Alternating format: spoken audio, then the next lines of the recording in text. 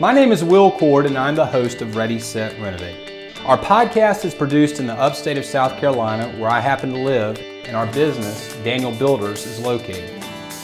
Ready, Set, Renovate is dedicated to making home renovations a delightful and drama-free process. Drama is fun when it's on HGTV, but not so much fun when your own home is at stake. We discuss real-life home renovations and all they entail while equipping you to edit out the renovation craziness. Along the way, we pack in some inspiration for your own home. In late September of 2024, Hurricane Helene blew through the upstate of South Carolina. The people that got especially busy are those that deal with cutting down trees, or tree arborists. We have one in particular that we're talking to on this episode. His name is Jonathan Athens, and he owns Athens Tree Service. Hear about his story after Hurricane Helene, as well as his help with a generous giving project that we teamed up to do with him. So let's get to it. Jonathan, thanks for being with us. No problem. Thanks for inviting me here. It is always good to run across another business, a like-minded business, and we think Athens is. You guys have grown pretty significantly over the years, haven't you? In operation for 19 years, 14 full-time employees, and a couple hires that are getting ready to be incorporated. We've been scaling pretty much 10-20% year by year, and for a while we just ran it real small, like my brother and I on every job site, doing everything with our own hands, and then we saw guys raise up and made them crew leaders, and they're out there doing as well or better than we could do and getting those 5-star reviews. Nice. And we have great customers, and they take care of us and they refer us and they're happy to put in a good word or a review for us, and that's greatly appreciated, and that's where most of our work comes from. Neighbor to neighbor, word of mouth. Greenville, Anderson, Clemson, that kind of triangle would be our main hub. We reach down the Greenwood, we'll stretch up to Lake Kiowee, the reserve at Kiowee, on up there towards Lake Jocassee, and on out to Abbeville, and then Spartanburg as far as going north on 85.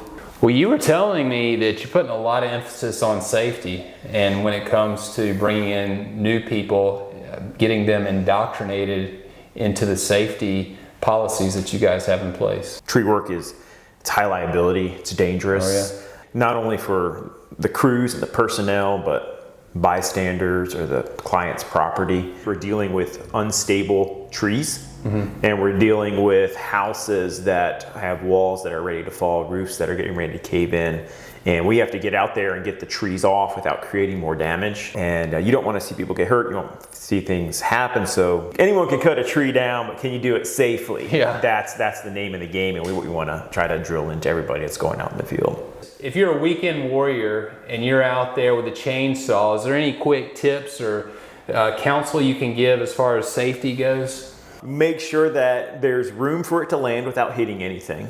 No power lines, that's a common mistake. So just make sure you have a place to land it. After that, it's really in how you make your cut, where you have your face, we call the face cut, that notch you cut in the tree, what direction that's facing in. You could be pulling in another direction, but that face cut has an incredible amount of power to pull it wherever that's facing. So if your face cuts off, you can have someone pulling to the side, it's still going to want to go where that is. So make sure that's facing the right way. Make sure you leave a hinge, don't cut all the way through so it can fall to the other side. Make sure you're wearing chainsaw protective gear. I mean, by that, your ears, your eyes, you're wearing gloves, helmet, and make sure your chainsaw is sharp, and also wear chainsaw protective pants. Buy those at any chainsaw store. So wear your protective gear. Don't bite off more than you can chew. Yeah, Be careful out there, Ken. It's hard. Trees always look bigger once you start cutting them, and they're always heavier when you start moving them. So know when to call it quits, so you don't get hurt. There's a lot of tree work that you can do for yourself, but just if you start feeling uneasy, just call it off and call someone that might know what they're doing. Back in September, late September, I believe it was, we had Hurricane Helene blow through. And talk about an influx in demand for your services. Tell us a little bit about that whole experience. Yeah, September 27th, 2024. You're not going to forget that. Yeah. No tree company in the upstate of South Carolina, or maybe the Southeast, is going to forget that day. It changed our landscape forever. I mean, seeing so many decades-old mature trees go down that were healthy, just the saturation of the soil with a few hours just being rocked back and forth with the winds, they just couldn't. We've never seen that in our region that widespread. It's not that the violence of the winds was so great, just how long they were doing that. And first couple weeks, we had a couple thousand calls. Couple thousand calls. My goodness. Wished we could respond. So many of our customers were reaching out, and we did the best we could with our limited resources and personnel. So were you fielding a lot of those calls, or do you have like a call center set up, or how could you? Yeah, our office girls did phenomenal. Internet was out. Oh yeah. Power was out at the office. I remember. We were running little generators, and everything went to paper, because all the systems were down. Then after power came on and internet came on, I had to put that back into the system and plug it into the software. We're running off of hotspots of phones, but towers were overloaded, so everything was slow.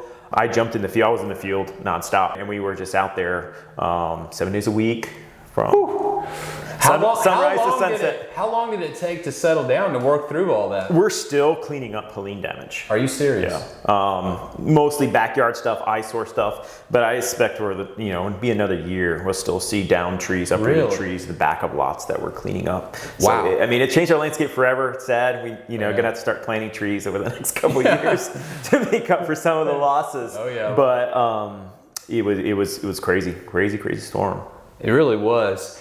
But getting back to some sense of normalcy, did that go all the way through Christmas, or into the new year some? The high priority emergency work was started to phase out through November. Normal flow of work in December, but of course we're still doing down trees, so there was still a lot to do. What were some of the more severe situations you encountered with the destruction it brought?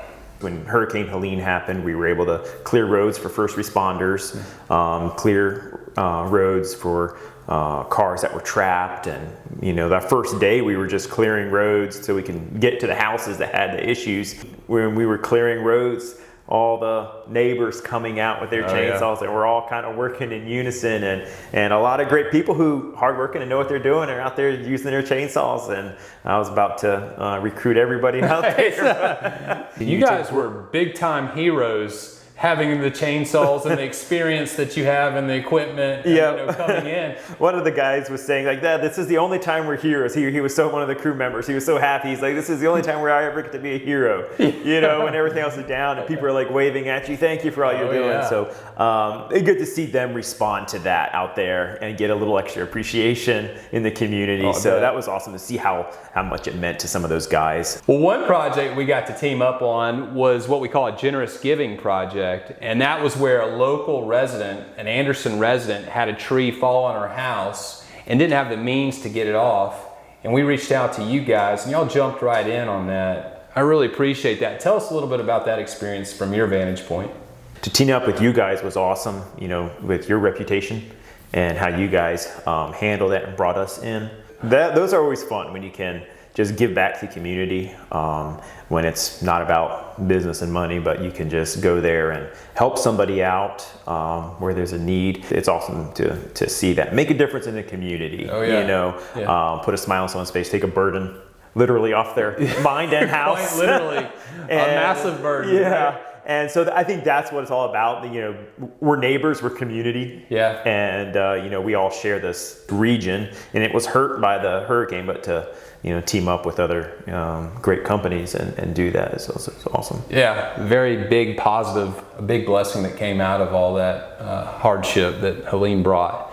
Well, tell us a little bit about your culture. You mentioned You know, you guys do emphasize what we call generous giving. Tell us how you're instilling that mindset in your guys and your girls that work there at Athens. Yeah, I mean, it starts from, you know, the top down and how we think, you know, and like even from the time where you invited us to partake in that community giving, everybody was excited about it. You know, just opportunity to make a difference, to show up. It's encouraging to see that, and we all kind of feed off of one another in that. It's great to be part of that, and I know it made a major difference in her life. When it comes to the future, what is your vision for Athens? We've often talked about being able to partner with some kind of aid agency to reach out, or even some of the community members who are less privileged, to be able to provide services for them where they might not be able to afford them in a situation where they may have a hazardous dead tree over their house and they can't afford to take it down.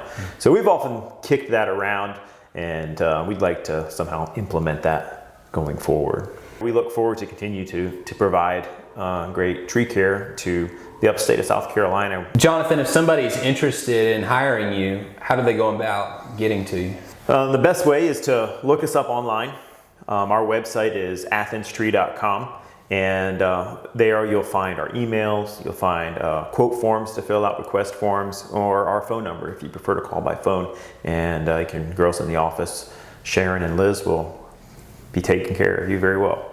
Well, we're certainly grateful for you. We're glad that you teamed up with us on this project here in Anderson, this generous giving project. And we have a lot of respect for you guys at Athens. And thank you for coming on and just having a conversation. Well, the respect is the same to you guys as well for putting that project together. We work together on, and for all you guys do in the community as well. Thanks for having me. Are you interested in remodeling your home? Well, reach out to us at danielbuilders.com and we can help you get that process started.